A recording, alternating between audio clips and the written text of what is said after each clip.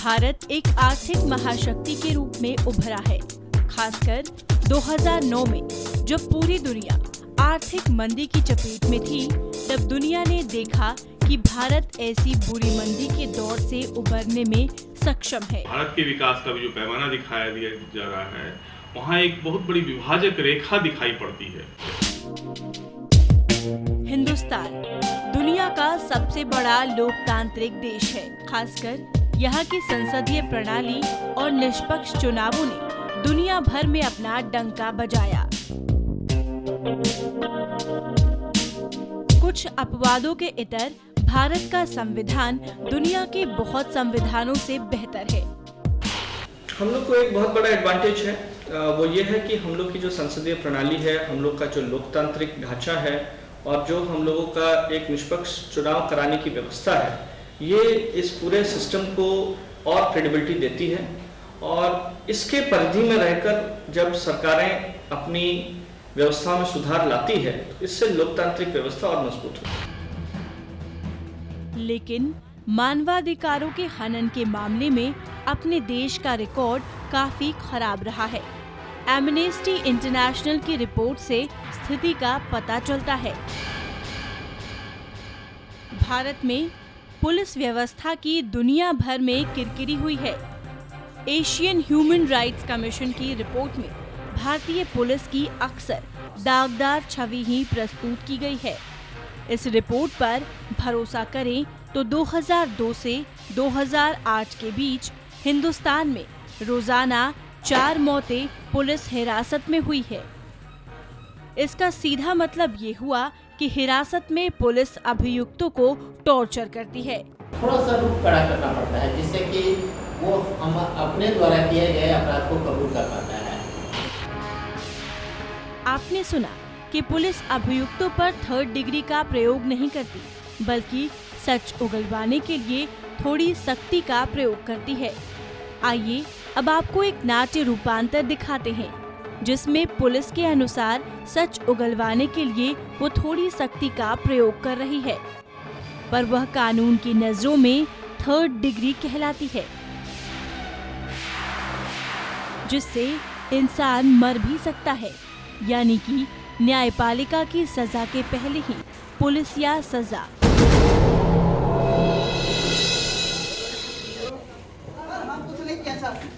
कुछ नहीं किया सर, कुछ नहीं किया सर, हमको छोड़ दीजिए सर, हम कुछ नहीं किया सर, गलती है सर, सर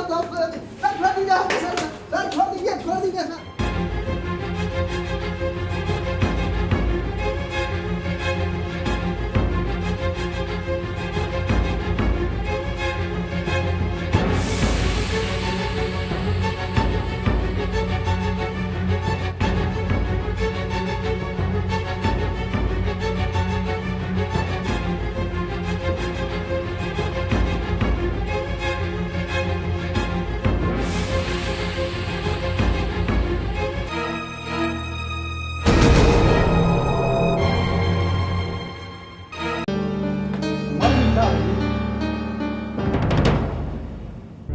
क्या आपके रोंगटे खड़े हो गए?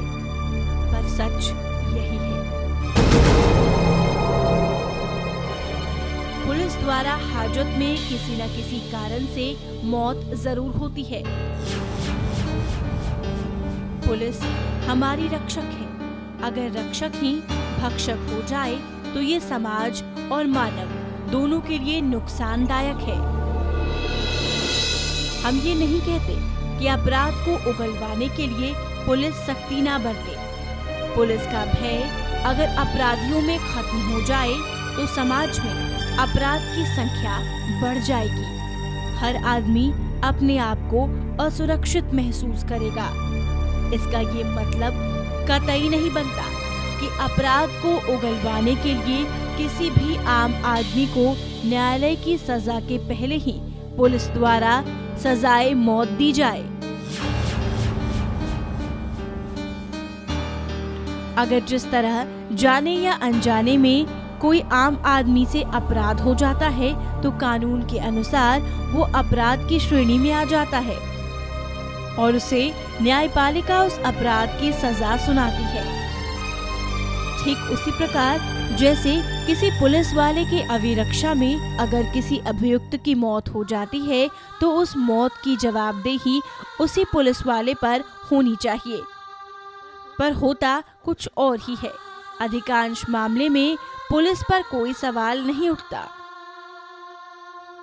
इन दिनों प्रायः देखा जाता है कि पुलिस कस्टडी में एक्यूज्ड की मृत्यु हो जाती है, तो ऐसा क्यों होता है? सवाल उठता है कि पुलिस उसके साथ इतना अभद्र व्यवहार करती है, इतना टॉर्चर करती है, जिसके कारण वह प्राण त्याग देता है। सबसे पहले भारतीय पुलिस की वस्तुस्थिति से रूबरू हो लेना बहुत जरूरी है। दुनिया भर में जहां प्रति 300 व्यक्तियों पर एक पुलिस वाला है, वहीं भारत में ये आंकड़ा प्रति 1000 व्यक्ति के पार चला जाता है। यानी एक पुलिस वाले के सर है 1000 लोगों को नियंत्रित रखने का जिम्मा। दूसरी बड़ी समस्या संसाधनों का अभाव है। अपराधी जहां अत्याधुनिक हथियारों से लैस होते हैं, वहीं हमारे पुलिस वाले सेकेंड वर्ल्ड वॉर के 303 राइफल के भरोसे ही अपराधियों से लोहा लेते हैं। आइए अब आपको एक ऐसे सच से रूबरू कराते हैं जो लगभग हर थाने की समस्या है। थाने की पेट्रोलिंग पार्टी की गाड़ी में तेल भरने की समस्या। थानों की स्थिति भी अत्यंत जर्जर है। ऐसी स्थिति है जहां आदमी अपनी ड्यूटी नहीं कर सकते। किसी भी सरकारी भवन की स्थिति शायद इतनी जर्जर नहीं होती जितने थाने की या उनके बैरकों की है, जहां पर पुलिस वाले रहते हैं। बैरकों में जीवन जीने के लिए बुनियादी सुविधा की बहुत कमी है। बरसात के दिनों में भी पुलिस आधी छत वाले बैरकों में ही रहते हैं। यानी पुलिस शारीरिक तौर पर मेहनत तो करते हैं, पर आराम के नाम पर बैरक, जिसकी छत होती है लेकिन वह होती है आधी। यही है हमारी पुलिस की कहानी।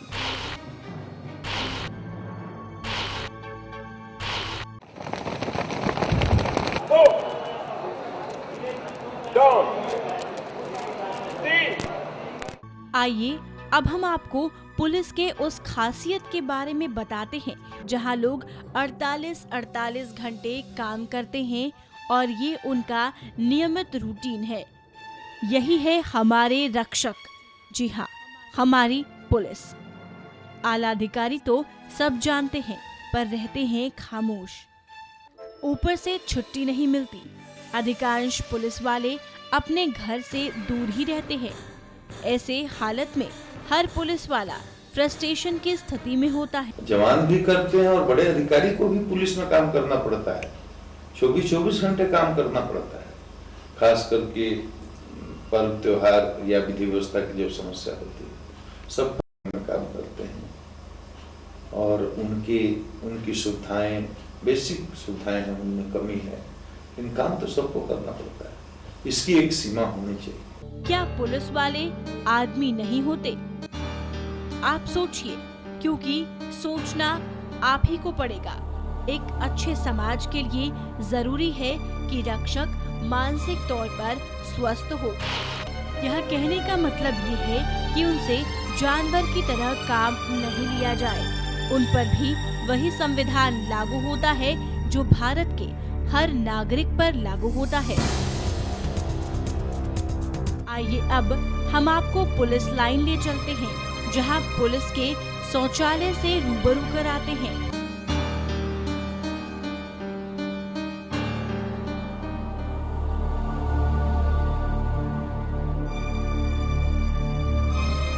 ये बिहार जिले के एक पुलिस लाइन का शौचालय है, जहां 1000 पुलिस बल मौजूद रहती है। लेकिन शौच या तो खुले में करते हैं या फिर ऐसे शौचालय में जिसकी स्थिति अत्यंत जर्जर है, जहां आम आदमी शौच करने से पहले 100 बार सोचेगा। क्योंकि अनुसंधान के लिए हमारे देश में अलग से पुलिस का कोई विभाग नहीं है, इसीलिए पुलिस वालों पर काम का बोझ बहुत रहता है। इधर फाइलें निपटाना, उधर अनुसंधान तेजी से करना और फिर त्वरित कार्रवाई करना।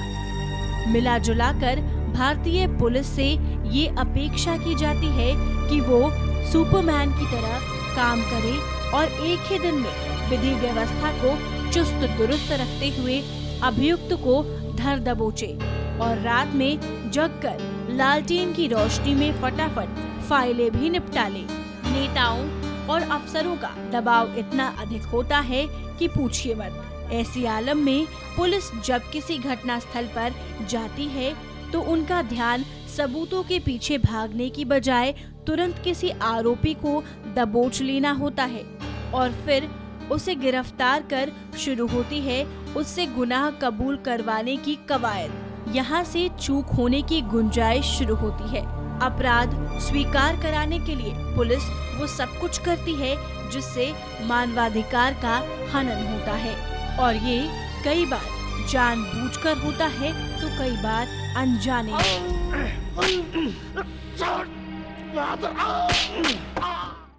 पुलिस के पास केस को सॉल्व करने के लिए 24 घंटे का, एक्यूज्ड को पकड़ने के बाद उसके पास मात्र 24 घंटे की कस्टडी होती है और कई बार काम के प्रेशर में या केस को सॉल्व करने के दबाव में वो जो है उसको एक्सीड करते हुए, जो आपको अधिकार दिए गए हैं उसको एक्सीड करते हुए उसको टॉर्चर करके उससे कन्फेशंस इत्यादि निकालने की जो प्रवृत्ति होती है, ये एक्चुअली इसका सैंक्शन नहीं है और जब लीगल सैंक्शन नहीं है तो आप किसी भी परिस्थिति में इसको नहीं कर सकते हैं। कहते हैं अंधेरे को कोसने की बजाय दीप जलाना अच्छा है। पुलिस वाले अगर थोड़ी सी सावधानी बरते तो मानवाधिकारों का हनन बहुत हद तक रुक सकता है।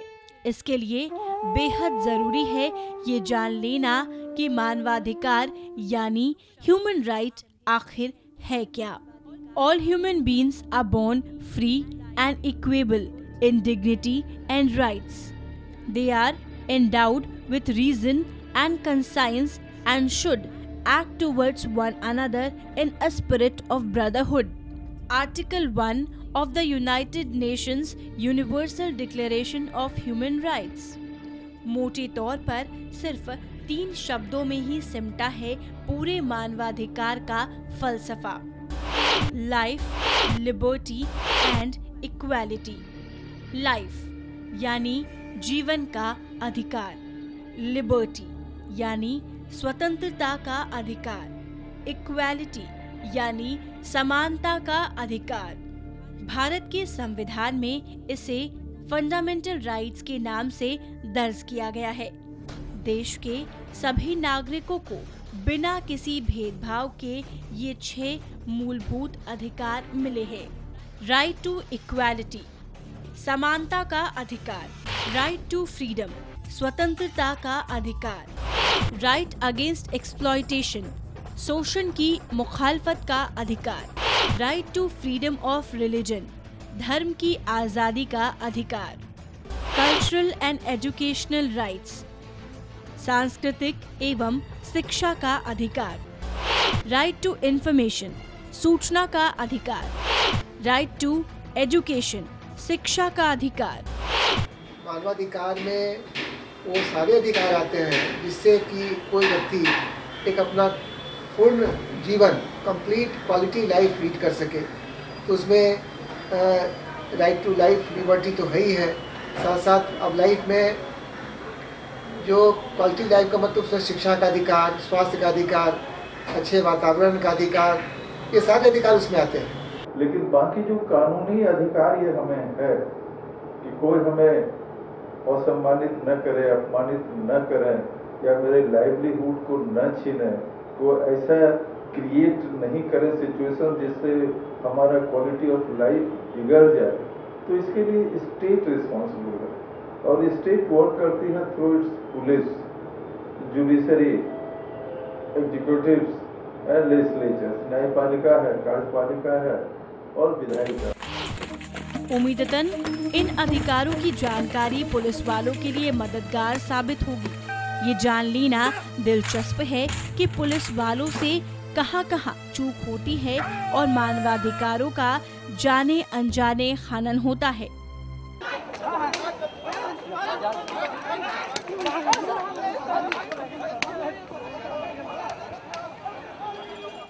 Human rights violation by police. Bharat में पुलिस की छवि पर हुए एक अध्ययन में 50% से अधिक लोगों ने माना कि थानों में शिकायत नहीं दर्ज करना एक सर्वव्यापी बीमारी बन चुकी है। मतलब ये कि अधिकांश अपराध की घटनाओं को थाने में दर्ज नहीं किया जाता। काम के बोझ की वजह से नए मामले को दर्ज करने से इनकार कर देना या गरीब और अनपढ़ पीड़ितों को थाने से भगा देना उनके मानवाधिकारों का हनन है। कुछ शिकायतें ज़रूर प्राप्त होती हैं और उसको एड्रेस भी किया जाता है सीनियर ऑफिसर्स के स्तर से। पुराने रेफरेंस पॉइंट से देखें तो प्राथमिकियां पूर्व के वर्षों से लगातार बढ़ रही हैं, दर्ज हो रही हैं और यह एक अच्छा संकेत है। वैसे मामलों में जहां प्राथमिकी दर्ज नहीं की जाती है वहां सीनियर ऑफिसर्स के द्वारा हस्तक्षेप होता है, थानाध्यक्षों पर कार्रवाई भी होती है, माननीय न्यायालय के माध्यम से भी परिवाद आता है और उसे दर्ज किया जाता है और दर्ज कर अनुसंधान किया जाता है। क्यों दर्ज नहीं किए जाते मुकदमे? अपराध आंकड़े के आधार पर पुलिस की कार्य दक्षता या राज्य में विधि व्यवस्था की स्थिति के बारे में अवधारणा बनानी हो तो जटिल समस्या खड़ी हो जाती है। पुलिस की जो क्रेडिबिलिटी है, विश्वसनीयता है, वो कम हो गई, खत्म हो गई है। पुलिस कोई भी काम सही नियत से करना चाहती है, फिर भी लोग उसको इस रूप में जनता लेती नहीं है। तो सबसे जो पहली बात होती है कि आप ऐसा क्यों हो गया है। आप कोई भी व्यक्ति थाने में जाता है केस रजिस्टर कराने के लिए तो केस उसका दर्ज नहीं होता है। और मैंने ये देखा है अपने अनुभव में कि मामला कोर्ट में जब मजिस्ट्रेट के यहाँ जाता है, मजिस्ट्रेट आदेश देता है कि दफ़ा 156(3) जो CRPC का दफ़ा है उसमें केस रजिस्टर किया जाए और कोर्ट में हाईकोर्ट तक मामला आता है, हाईकोर्ट का ऑर्डर होता है, फिर भी केस रजिस्टर नहीं होता है। कहते हैं हड़बड़ का काम शैतान का होता है, इसीलिए अनुसंधान में जल्दबाजी किसी भी वारदात के बाद पीड़ित के बयान पर या शक के आधार पर गिरफ्तारी और येन केन प्राक्रेन उनसे अपराध कबूल कराने की कोशिश में कईयों की मौत भी हो जाती है। पुलिस वालों के भी अपने तर्क हैं। सच उगलवाना है तो सख्ती तो करनी पड़ती है और सच उगलवाने के लिए उन पर बल प्रयोग करती है तो उसकी स्वतंत्रता के अधिकार का हनन है। नियमतः 24 घंटे के अंदर गिरफ्तार व्यक्ति को किसी मैजिस्ट्रेट के समक्ष प्रस्तुत किया जाना चाहिए। कई बार बेकाबू भीड़ को नियंत्रित करने की कोशिश में पुलिस खुद अनियंत्रित हो जाती है। कई गोलीकांड इसकी मिसाल है। कई गोलीकांडों में ऐसी तस्वीर देखने को मिलती है। अनुसंधान गलती के कारण कई बार निर्दोष को सजा हो जाती है। जेलों में आधे से अधिक कैदी तो विचाराधीन होते हैं जिन पर मुकदमा चल रहा होता है। कई मामलों में ऐसा होता है जब तक फैसला आया और फैसले में आरोपी निर्दोष पाया गया तब तक कैदी ने जेल में 10 साल गुजार दिए होते हैं। ऐसे ही मामलों को संज्ञान में लेते हुए मुंबई हाई कोर्ट ने महाराष्ट्र सरकार से पीड़ितों को 1 लाख रुपए का मुआवजा दिलवाया। पूरे हिंदुस्तान में यहाँ के विचाराधीन कैदी और इवन जो सजायाफ्ता हैं उनके मौलिक अधिकारों का और जो मानवाधिकार का अधिकार है बड़े पैमाने पर उल्लंघन किया जाता है। जेलों में देखा जाता है कि लोग एक जगह खाली करता है तो दूसरे सोते हैं। इवन लेबोरेटरी के इस्तेमाल के मामले में, खाने के क्वालिटी के मामले में, फैमिली से इंटरव्यू और मीटिंग के मामले में, तो मैं कह सकता हूँ कि पूरे राज्य में जो फंडामेंटल राइट है और मानवाधिकार है, क्योंकि एक बात साफ होनी चाहिए कि कन्विक्शन के बाद या अंडर ट्रायल प्रिजनर्स जब भी वे रहते हैं तो उनका जो कुछ मौलिक अधिकार है उसे वे वंचित नहीं हो जाते हैं, वो अधिकार उनका कंटिन्यू करता है। पुलिस वालों पर कर्तव्यहीनता या लापरवाही के आरोप की जांच की व्यवस्था भी दोषपूर्ण है। सीआरपीसी की धारा 197 और 132 के तहत ड्यूटी के वक्त किसी भी आरोप के खिलाफ पुलिस अधिकारी पर कार्रवाई तभी की जा सकती है जब सरकार इसकी अनुमति दे। यानी ड्यूटी के दौरान पुलिस प्रताड़ना के शिकार किसी भी व्यक्ति को न्याय के लिए सरकार के पास जाना होगा। सौभाग्य से अगर आला अधिकारी जांच के लिए राजी हो भी गए तो जांच विभागीय होती है। वर्दी की यही कोशिश होती है कि खाकी वर्दी कहीं से दागदार न हो जाए। अंजाम वर्दी में छिपे मुजरिम को बेदाग साबित किया जाता है। निष्पक्ष जांच नहीं होने से पुलिस विभाग में अनुशासनहीनता बढ़ती है। बार बार ये हिदायत अधिकारियों को दी जाती है कि कानून के दायरे में रख कर के वो काम करें। इसका सीधा मतलब ये है, कानून के दायरे में रहकर पुलिस जैसे ही काम करना शुरू करती है तो स्वभावतः ह्यूमन राइट्स की बहुत हद तक रक्षा हो जाती है। मतलब ये हुआ, आपको इंफॉर्मेशन लेने के लिए किसी के साथ थर्ड डिग्री यूज नहीं करना है, अनावश्यक आपको निर्दोष लोगों पर लाठियां नहीं चलानी है, आपको निर्दोष आदमी को अपमानित नहीं करना है, गाली नहीं देना है, जो विधि सम्मत है वही कार्रवाई करनी है। पुलिस पूरी तरह से राज्य सरकारों के अधीन होती है, यानी राज्य सरकारें ही पुलिस व्यवस्था में सुधार के लिए जिम्मेदार हैं। सरकार कई बार लॉ कमीशन और नेशनल पुलिस कमीशन का गठन करती है ताकि पुलिसिंग की खामियां उजागर हो सके और उनके सुधार की प्रक्रिया चल सके। संविधान के अनुच्छेद 3 की धारा 21 द्वारा भारतीय नागरिकों को मिले जीवन और स्वतंत्रता के अधिकार के हनन के मामले में सुप्रीम कोर्ट ने पीड़ित को मुआवजे का हकदार माना है और ऐसा करने वाले आरोपी पुलिसकर्मी को दंड का भागी भी। कुल मिलाकर कहें तो सुप्रीम कोर्ट संविधान प्रदत्त सभी मानवाधिकारों की रक्षा के लिए प्रतिबद्ध है। देश में केंद्र सरकार ने राष्ट्रीय मानवाधिकार आयोग और राज्य सरकारों ने राज्य मानवाधिकार आयोग का गठन कर जनता के मानवाधिकारों की रक्षा करने के पुख्ता उपाय कर दिए हैं। लेकिन सरकारों के खिलाफ ही सरकार की एक वैधानिक इकाई की भूमिका अगर संदिग्ध नहीं है तो बहुत कारगर भी नहीं। सरकार के विरुद्ध सरकारी अंग के काम करने की अपनी सीमाएं हैं। अलबत्ता पीड़ित व्यक्ति या पक्ष राष्ट्रीय या राज्य मानवाधिकार आयोग में अपनी शिकायत कर सकता है। पुलिस का कर्तव्य हमेशा संविधान प्रदत्त मानवाधिकारों की राह में एक बहुत बड़ी बाधा बनकर खड़ा हो जाता है। पुलिस को अगर अपराधियों पर नकेल कसनी है तो उन्हें गिरफ्तार तो करना ही पड़ेगा। सच का पता लगाने के लिए सख्ती भी करनी ही पड़ेगी। दरअसल पुलिस का काम किसी नट से कम नहीं है जिसे एक पतली रस्सी पर चलना पड़ता है। एक तरफ झुके तो मानवाधिकार का हनन, दूसरी ओर झुके तो विधि व्यवस्था में ढिलाई। पुलिस को ये संतुलन बनाने में ही अपनी पूरी ऊर्जा खत्म करनी पड़ती है।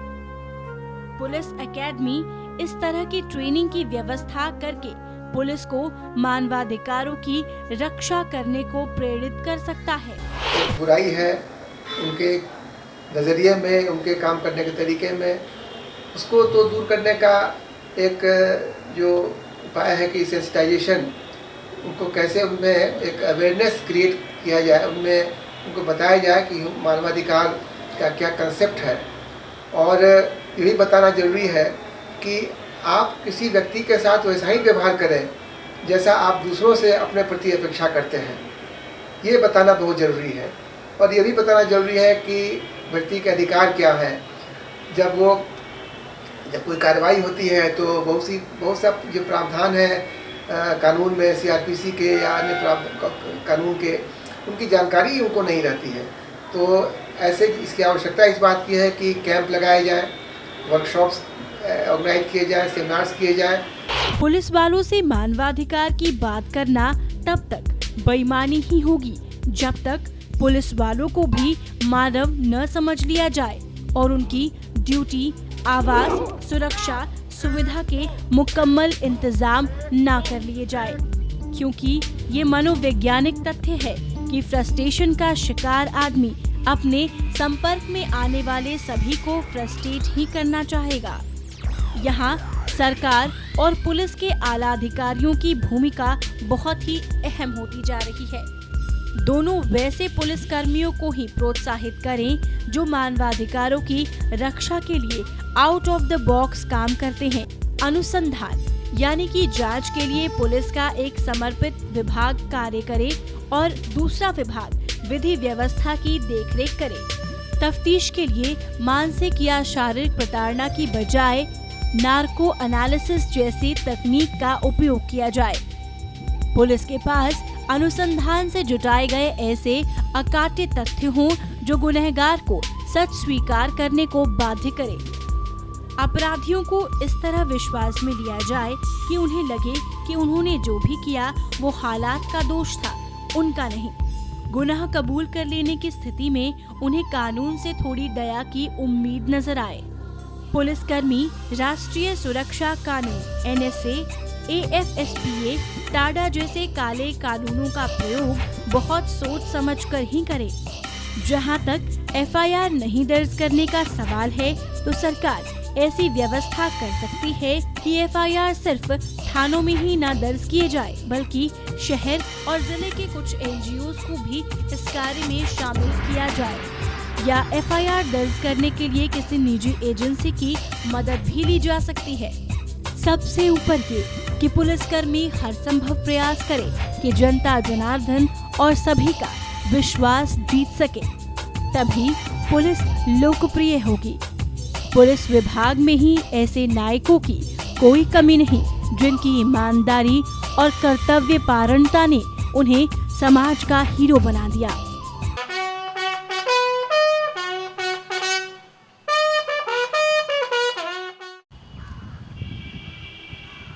आज समाज में ऐसे ही हीरो की जरूरत है। अगर मौका मिले तो हर पुलिस वाला बन सकता है ऐसा हीरो। बस जरूरत है मानवाधिकारों को समझने की और उनका सम्मान करने की।